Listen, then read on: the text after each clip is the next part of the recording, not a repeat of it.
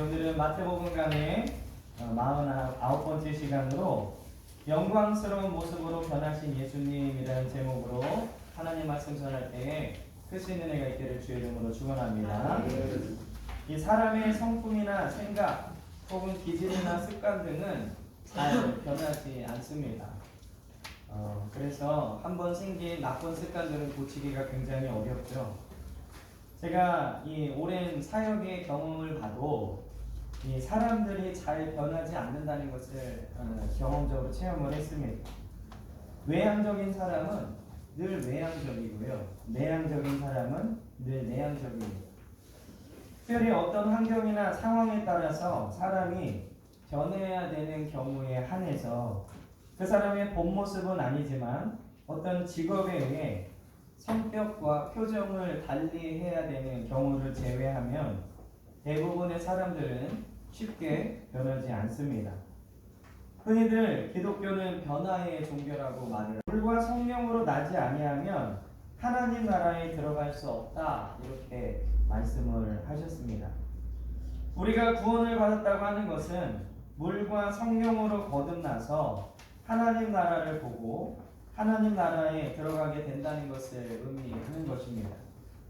내가 그리스도인이 되었다는 말은 내가 거듭났다는 말이고, 내가 거듭났다는 것은 내가 변화되었다는 말입니다. 오늘 본문은 소위 변화산에서 예수님께서 영광스러운 모습으로 변화하신 것을 기록을 하고 있는데요. 지지난주 말씀에 참된 신앙생활은 참된 신앙 고백으로부터 시작된다라고 말씀을 전했는데, 오늘 베드로의 신앙 고백 이후에 예수님께서 변화산으로 3명의 제자들을 데리고 가신 것은 신앙 고백 이후에 성도들에게 일어나야 할 일은 바로 변화라는 것을 상징적으로 보여주고 계시다는 것이죠. 진정한 신앙 고백을 한 성도는 반드시 변화로 나아가야 될 줄 믿습니다. 그래야 진정한 그리스도인으로서 세상에서 빛과 소금으로서의 역할을 감당할 수 있는 것이죠.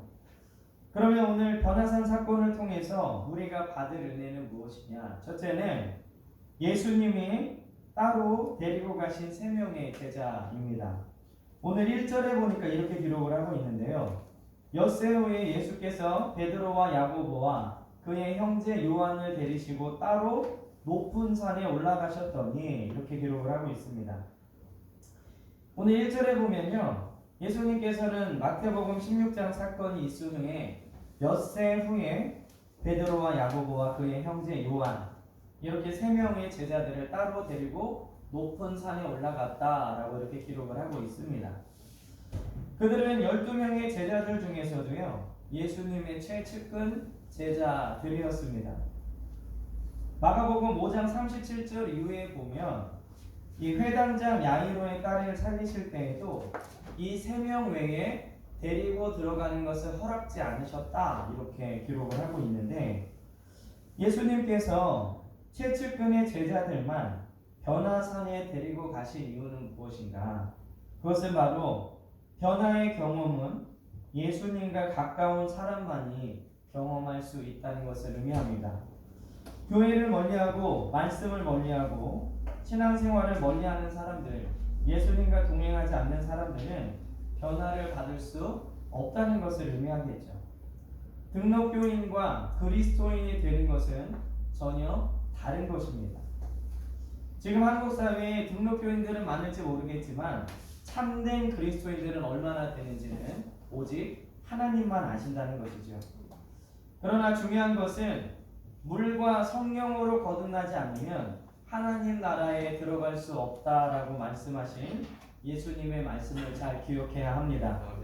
그러므로 우리는 예수님과 늘 가까이 있어야 될 줄 믿습니다. 생활 속에서 예수님을 인정하고 말씀과 기도가 함께 동반되는 생활. 요즘 이 코로나19 때문에 교회 예배, 주중 예배도 쉬고 또 여러 가지 우리 주일도 한 번밖에 모이지 않는 상황 속에서 자칫하면 여러분들의 마음이 낙심되고 침체될 수 있는데, 이럴 때일수록 더욱 구원의 기쁨, 오늘 드린 찬양처럼 예배드림이 기쁨 되시는 저와 여러분들 되시기를 주의 이름으로 축원합니다. 우리가 우울해하거나 이 낭망할 필요가 없어요. 왜냐하면 이 상황이 이렇더라도 하나님은 늘 우리와 함께 계시고 또 우리가 주님과 늘 동반하고자 하는 그 마음이 있다면 우리는 하나님 나라에 들어갈 수 있는 그 구원의 감격을 늘 누리며 살기 때문에 그렇습니다. 삶의 중심이 예수님으로 바뀌는 삶, 그분과 동행하는 삶이 되어야 된다는 것이죠. 그렇게 주님과 동행하고 주님 중심으로 사는 삶이 되어야 참된 변화를 맛볼 수 있습니다. 오늘 주님은 그 세 명의 제자들을 데리고 따로 높은 산에 가셨죠. 1절에 보니까. 그러면 왜 높은 산으로 가셨는가? 높은 산으로 가신 첫 번째 이유는 이것은 변화를 위한 가장 중요한 위치를 의미합니다. 변화받기 위해서는 세상 사람들과 같은 위치에 있어서는 안 된다는 것이죠. 그들과 똑같이 살아서는 안 된다는 것입니다. 하나님께 더 가까이 나아가야 되죠. 위의 것을 사모해야 합니다. 골로새서 3장 2절에 보면요. 위의 것을 생각하고 땅의 것을 생각하지 말라. 바울은 이렇게 골로새 교인들에게 권면을 하고 있습니다. 위의 것을 사모하고 땅의 것을 사모하면 안 되는 것이 바로 주님의 가르침이죠. 그래서 하나님을 생각하고 더 높고 귀한 것에 가치를 두어야 변화되는 것이기 때문에 예수님께서는 세 명의 제자들을 데리고 세상 사람들이 있는 위치에 있는 그것이 아니라 높은 산으로 올라가셨다는 것입니다. 그리고 또 높은 산으로 올라가신 두 번째 의미는 높은 산을 오르는 것은 쉽지 않다는 겁니다. 등산을 많이 하신 분들은 어렵지 않겠죠. 근데 작년에 등반대회 할 때 요 앞에 지향산으로 갔는데 등산을 처음 하신 분들은 지향산도 굉장히 어려워 하시더라고요. 사실 저도 처음 올라가 봤는데 생각보다 다리가 많이 아팠습니다. 등산을 많이 안 해봤기 때문에 요 앞에 지향산도 오르기 힘들죠. 처음에 이 첫 번째 이렇게 가파른 데 올라가서 이 무슨 정자 같은 데에 5분도 안 돼서 시작을 했더니 반집사님이 여기 와서 쉬냐고 막 웃으시더라고요. 근데 사실 저는 정말 숨이 막혔거든요 그때. 그러니까 이 많이 안 해본 사람은 이 오르기 힘든 그러한 산입니다. 근데 이 제자들을 볼 때요, 이 등산을 많이 했을 거라고는 상상하기가 힘듭니다. 왜냐하면 그들의 직업이 어부기 때문이죠. 이 배를 타고 물고기를 잡는 사람들이 등산을 많이 해보지는 않았을 겁니다. 근데 예수님께서는 그 제자들과 함께 높은 산에 오르셨다는 것이죠. 이 높은 산에 오르는 것이 쉽지 않다는 것은 주님은 변화된 삶이 쉽고 편하다라고 말씀하신 적이 없다는 겁니다.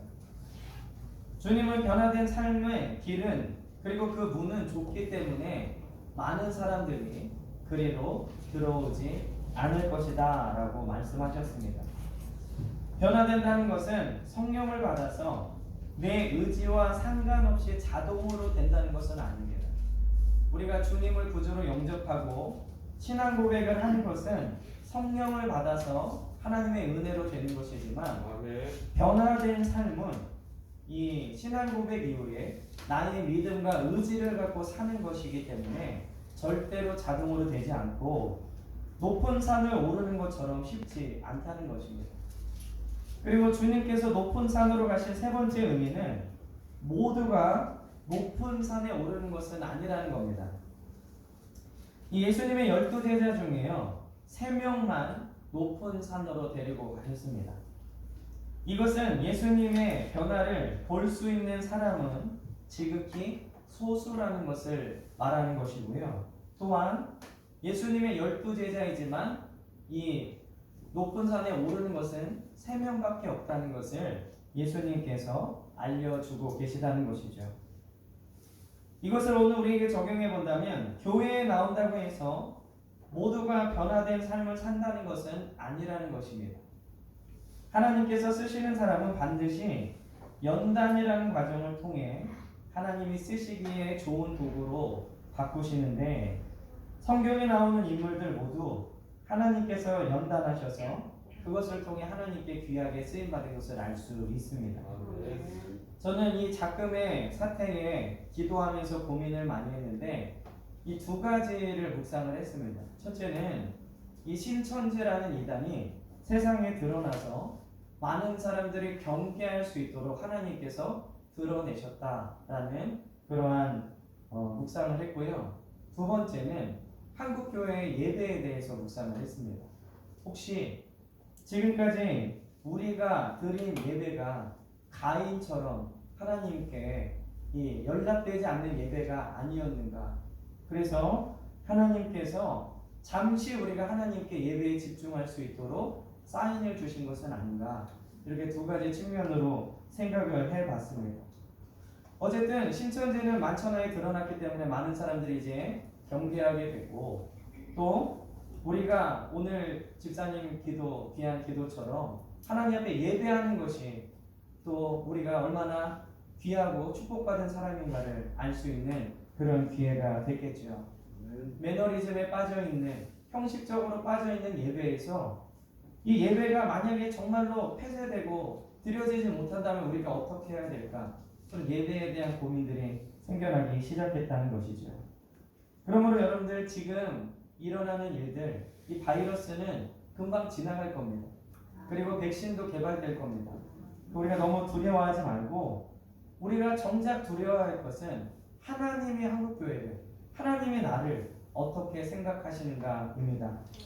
그러므로 지금 한국교회 전체가 연단의 과정에 있다면 이것을 통해서 우리가 정금으로 거듭날 것이고 예배에 대해서 더욱더 사모하는 사람들이 생겨날 줄 믿습니다. 하나님은 높은 산, 그 험난한 길을 통과한 사람들에게 변화산의 귀한 영광의 맛을 보여주십니다. 그러므로 우리는 높은 산으로 제자들을 따로 데려가신 예수님의 마음을 잘 알아서 세상과 다른 삶, 그리고 주님과 동행하는 삶, 그리고 쉽지는 않지만 말씀에 따라 승리하시는 저와 여러분들 되시기를 주의 이름으로 간절히 축원합니다. 두 번째로는 변화되신 예수님입니다. 오늘 2절에 보면요, 그들 앞에서 변형되사 그 얼굴이 해같이 빛나며 옷이 빛과 같이 희어졌더라. 오늘 제자들을 높은 산으로 데리고 가신 예수님의 모습은 어떻게 변화되었는가? 오늘 기록에 보면 해같이 빛나며 옷이 빛과 같이 희어졌다라고 기록을 하고 있습니다.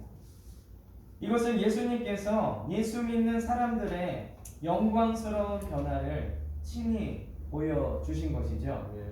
오늘 본문을 통해서 예수님을 따르는 사람들의 변화는 그럼 어떤 것이냐? 첫째는 얼굴이 해같이 빛난다는 겁니다. 저는 이 말씀을요, 수련회를 통해서 많이 경험을 했습니다. 예전에 제가 작은 예수 캠프라는 이 청소년 캠프를 제 대학 동문들과 함께 한 10여 년 정도 한 적이 있습니다. 이 캠프에서 여러 직책과 강사를 맡으면서 많은 경험을 했지만 가장 잊을 수 없는 경험은 바로 아이들의 변화입니다. 아이들이 첫날 올 때에는요, 뭐 노란 머리, 빨간 머리, 무지개 머리 막 이렇게 다 있습니다. 그리고 이렇게 막 화장을 굉장히 진하게 하고 오고요, 뭐 귀를 막 몇 개씩 뚫고 오고 막 그렇게 오고요. 소위 엄마가 가라 그래서 끌려온 애, 아빠가 장로님이라서 어쩔 수 없이 온 애들, 뭐 그런 애들 몇백 명 모여서 집회를 하는데 첫날에는 애들이 그렇게 화장을 해도 얼굴이 좀 어둡습니다. 근데 마지막 날 되면요, 화장도 안 하고 머리는 기름지고, 그리고 옷은 무릎 나온 추리닝에다가 그 잘 신는 3D 슬리퍼라 그러는데 그거 신고 예배에 참석해도 그 얼굴이 해같이 빛나는 것을 제가 봤습니다. 첫날 화장했을 때보다 셋째 날 은혜 받고 빛나는 모습이 훨씬 예쁘다는 것이죠. 오늘 이 예수님께서 변화되셨을 때 얼굴이 해같이 빛났다. 이거는 예수님만의 모습이 아니라요, 출애굽기 34장 29절 이후에 보면 하나님과 시내산에서 40일간 금식하면서 교제했던 모세가 시내산에서 내려왔는데 그 얼굴에서 빛이 나서 이스라엘 백성들이 너무 두려웠기 때문에 그 얼굴을 수건으로 가렸다라는 기록이 있습니다. 하나님과 계속해서 만나면 그 얼굴에 빛이 난다는 것이죠. 주님과 동행하고 주의 말씀과 기도로 거룩해진 성도는 얼굴에서 그 구원의 기쁨이 흘러나오게 됩니다. 예전에 제가 어떤 교회가 부흥한 그 기록들을 봤는데 어떤 교회가 부흥하는데 많은 사람들이 몰려든 겁니다. 그래서 어떻게 이 교회를 오게 됐습니까? 물어봤는데 그 온 사람들의 하나 같은 증언이 뭐냐면 저 교회 성도들은 예배를 드리고 나서 나올 때 얼굴에 기쁨이 있어서 오게 됐습니다. 그렇게 증언을 했다는 겁니다. 그러므로 우리 사랑하는 베들교회 성도님들도요, 예배 끝나고 나가실 때 가장 기쁜 얼굴로 나아가시길 주의 이름으로 축원합니다. 그것이 인위적으로 만들어진 것이 아니라 정말로 구원의 기쁨, 하나님을 만난 참된 기쁨이 우리 얼굴로부터 나오시길 주의 이름으로 축원합니다. 염려와 근심과 분노와 미움의 얼굴이 아닌 구원의 기쁨과 하나님의 말씀과 그리스도의 은혜로 말미암은 영적인 콜라겐의 빛이 여러분들 삶에 가득 넘쳐나시길 주의 이름으로 축원합니다. 또 이 예수님을 따르는 사람들의 변화 두 번째는요, 옷이 빛과 같이 휘어진다는 겁니다. 제가 수요일에 출애굽기 강의를 이제 다 하고 이제 민수기 강의로 들어갔는데 출애굽기 강의 때 제사장들의 옷에 대해서 설명할 때요, 제사장들의 옷이 귀한 보석과 이 값비싼 재료로 만들어진 이유는 하나님의 영광과 거룩함을 나타내기 위함이다라고 말씀을 전했죠. 옷은 그 사람이 어떤 사람인지를 말해주기도 합니다. 물론 이 의미는 비싼 옷을 입었냐 싼 옷을 입었냐가 아니라 군인은 군복을 입고 학생은 교복을 입고 의사는 의사 가운을 입죠. 최근에 의료인들은 뉴스에 보면 방호복을 입죠. 어떤 옷을 입느냐에 따라서 그 사람이 어떤 일을 하는지 알 수 있습니다. 오늘 예수님께서 입으신 옷이 빛과 같이 휘어졌다는 것은 무엇을 의미하느냐? 그것은 바로 그리스도인들이 빛과 같이 거룩한 흰 옷을 입어야 된다는 것을 의미합니다.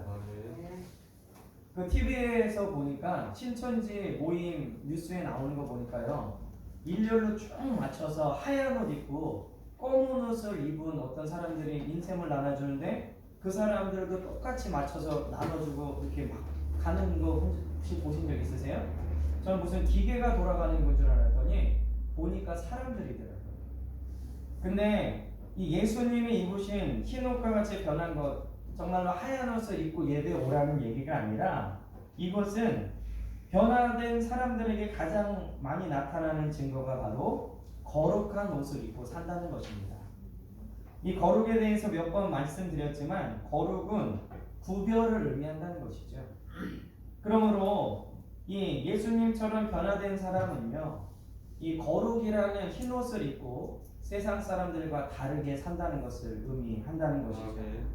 내가 어떤 옷을 입었느냐가 내가 어떤 사람인가를 나타내는 것처럼 그리스도인들은 이 예수님이 입으신 거룩한 옷을 입고 세상과 반드시 구별되게 살아야 될 줄 믿습니다. 또 예수님께서 보여주신 변화 세 번째는 우리는 마지막 때에 예수님처럼 완전하게 변할 것이라는 겁니다. 그때에는 영생을 누리며 살게 되고요, 부활하여서 완전하게 예수님을 닮은 모습으로 살아가게 될 것입니다. 그때는 하나님 존전에 거하면서 따로 노력하지 않아도 얼굴에서 빛이 나며 천국에서 입는 다 거룩한 옷을 입게 될 줄 믿습니다. 눈물과 슬픔, 비교와 경쟁이 없는 곳에서 마음껏 하나님을 찬양하고 높여 드릴 것입니다. 이 땅에서 예수님을 닮아 거듭난 사람들이 완전히 변화되어서 거하는 그곳에 우리는 앞으로 가게 될 줄 믿습니다. 그러므로 우리는 그때까지 참고 기다려야 합니다. 그리고 그것에 잘 적응하기 위해서 여기서 변화된 삶을 날마다 삶으로 천국이 낯설지 않도록 연습해야 되는 것이죠. 그러므로 예수님을 믿는 사람들은 예수님처럼 변화를 경험해야 될 줄 믿습니다. 말이 변하고 생각이 변하고 삶이 변하는 것입니다. 우리 사랑하는 베들교회 성도들이 주님과 같이 변화된 삶을 살아감으로 얼굴에서는 해 같은 빛이 나고 거룩한 옷을 입어 세상에서 구별되게 살아가며 마지막 때에 하나님 나라에서 칭찬받는 그런 귀한 성도들이 되시기를 주의 이름으로 간절히 축원합니다. 마지막으로는요, 변화의 동반자입니다. 오늘 이 변화된 사람들에게는 동반자가 생기게 되는데, 오늘 3절 이후에 보면 이 변화된 사람들에게 생기는 동반자들에 대해서 이야기하고 있습니다. 그럼 이 변화된 사람들에게는 어떤 동반자가 생기는가? 첫째는 모세와 엘리야입니다. 오늘 3절에 보니까 그때 모세와 엘리야가 예수와 더불어 말하는 것이 그들에게 보이거늘. 이 모세와 엘리야는 구약에서 뛰어난 사람들이었습니다.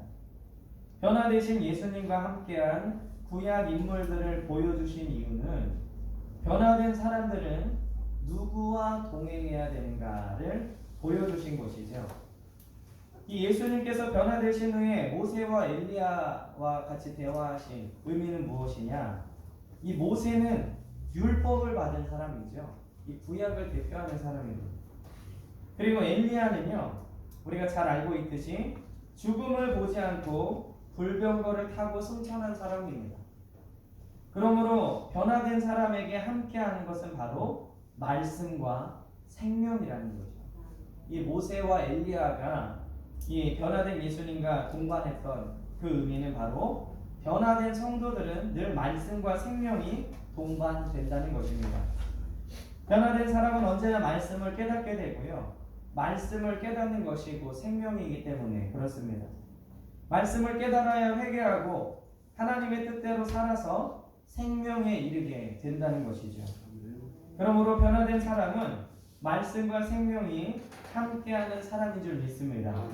그리고 또 변화된 사람들에게 생기는 두 번째 동반자는 바로 사명이 함께합니다.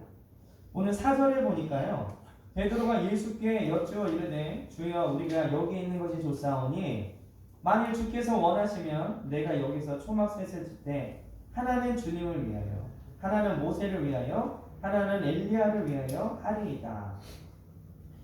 오늘 베드로는 예수님의 변화된 모습, 그리고 이 모세와 엘리야가 이 예수님과 대화하는 환상 같은 모습을 보면서 비록 높은 산이지만 이곳에 날마다 이렇게 주님과 그리고 모세와 엘리야 이런 환상을 보면서 살기를 원하니까 초막을 짓겠습니다.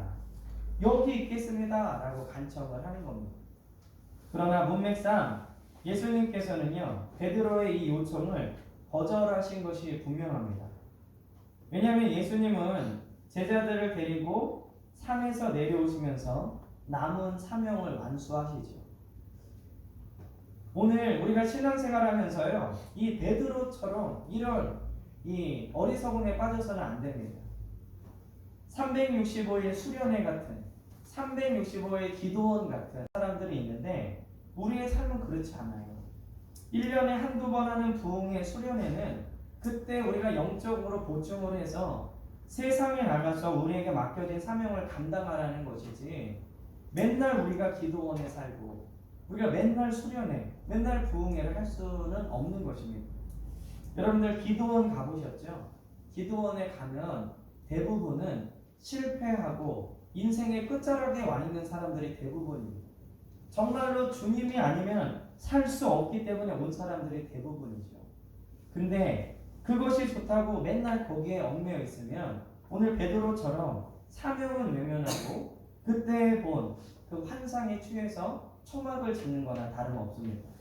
그러므로 여러분들은 교회 안에서 열심히 신앙생활 하시고 세상에 나가서 능력 있게 싸우시기를 주의 이름으로 축원합니다. 이 변화된 사람은 산에 머물러 있는 사람이 아니라요, 사명을 위해 다시 산에서 내려오는 사람입니다. 변화해서 머물러 있는 것이 아니라 내려와서 사명을 완수하는 거예요. 예수님이 만약에 이 변화산에 머무르셨다면 어떻게 십자가를 지고 어떻게 인류를 구원하셨겠습니까? 오늘 교회 안에만 박혀있는 사람은 변화된 사람의 삶이 아니라는 겁니다. 베드로는 그 산에서 살고자 했죠. 기독교는 불교처럼 속세를 떠나는 게 아니라 변화받아서 높은 산에서 변화받아 다시 그 산에서 내려와서 세상을 변화시키는 것이 기독교인 줄 믿습니다. 세상에서 영향력을 발휘하고 하나님의 영광을 드러내는 것이 기독교인이라는 것이죠. 그러기 위해서는 확실한 사명과 올바른 방향이 있지 않으면 절대로 되지 않습니다. 오늘 베드로는 환상에 취해서 방향이 잘못된 요청을 하고 있는 것이죠. 교회 안에서 말씀과 성령으로 변화를 받아 세상을 향해 나아가는 그리스도인이 참으로 변화된 그리스도인의 모습인 줄 믿습니다. 그리고 오늘 변화된 사람들에게 함께하는 동반자 세 번째는 하나님께서 기뻐하시는 자라는 칭찬이 함께합니다. 오늘 5절에 보니까요. 말할 때에 후련히 빛난 구름이 그들을 덮으며 구름 속에서 소리가 나서 이르되 이는 내 사랑하는 아들이여 내 기뻐하는 자니 너희는 그의 말을 들으라 하시는지라. 오늘 예수님께서 변화되시고 그리고 나서 하늘에서 소리가 들렸습니다. 이 소리는 이는 내 사랑하는 아들이요 내 기뻐하는 자라 라는 음성이죠. 여러분들이 복음서를 읽어보시면 하나님께서 하늘에서 내 사랑하는 아들이요 기뻐하는 자다 라는 음성을 2번 말씀하셨는데 그 기록이 예수님께서 세례 요한에게 세례를 받으실 때와 바로 오늘 변화산에서 2번입니다. 예수님께서 세례를 받으셨을 때에는 예수님의 겸손을 의미하는 거죠. 그리고 오늘 변화는 예수님께서 그 모습이 변화되신 것입니다.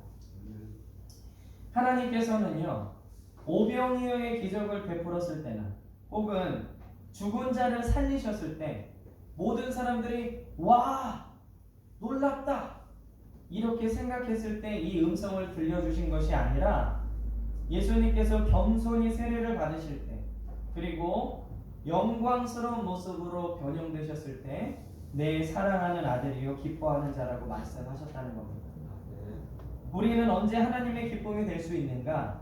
이처럼 하나님의 칭찬을 들을 때 우리가 하나님의 기쁨이 되는데 하나님은 우리가 겸손하고 그리고 하나님의 말씀에 따라 변화될 때에 가장 기뻐하시고 칭찬하신다는 것을 알 수 있습니다. 예수님이 기적을 베풀었을 때 이 말씀을 하시지 않고 겸손하셨을 때 그리고 변화되셨을 때 기뻐하신 것처럼 하나님이 우리를 보실 때 가장 기뻐하시는 것은 우리가 겸손한 태도를 갖고 하나님 말씀에 따라 변화된 삶을 살 때에 우리를 가장 기뻐하신다는 것을 기억하시기를 주의 이름으로 축원합니다. 요즘 겸손한 태도를 갖는 것은 참으로 중요합니다. 성경은 나보다 남을 낮게 여기라고 남을 깔보지 말고 남을 존중하고 겸손한 태도를 가져라 라고 말하고 있는데 요즘에 남을 깔보고 무시하는 사람들이 얼마나 많이 있습니까? 돈 있으면 돈 있다고 권력 있으면 권력 있다고 배웠으면 배웠다고 누구 아면은 안다고 그것 때문에 사람들을 무시하고 깔보는 이 세상 속에서 참된 그리스도인의 모습은 정말로 겸손하게 남을 나보다 낮게 여기고 그리고 그들을 더욱더 존중해 줄 수 있는 그러한 그리스도인들이 세상에서 구별된 성도들인 줄 믿습니다. 변화되지 않는 사람들이 사회에서 무리를 일으키고 하나님의 영광을 가리는 일들이 얼마나 많이 일어나고 있습니까? 우리가 세상 대에서 구별되고 하나님의 영광을 드러내는 방법은 어렵지 않습니다. 말씀대로 살면 되는 것입니다. 말씀대로 순종하면 세상 사람들은 저 사람들은 뭐지? 저 사람들은 왜 다르지? 라고 궁금증을 갖고 하나님께 집중하게 될 것이죠. 그러면 우리가 겸손하고 참된 변화가 있을 때 우리는 하나님의 기쁨이 되는 성도가 될 줄 믿습니다. 오늘 예수님처럼 참된 변화, 영광스러운 변화가 있어서 하나님의 기쁨이 되시는 저와 여러분들 되시길 주의 이름으로 축원합니다.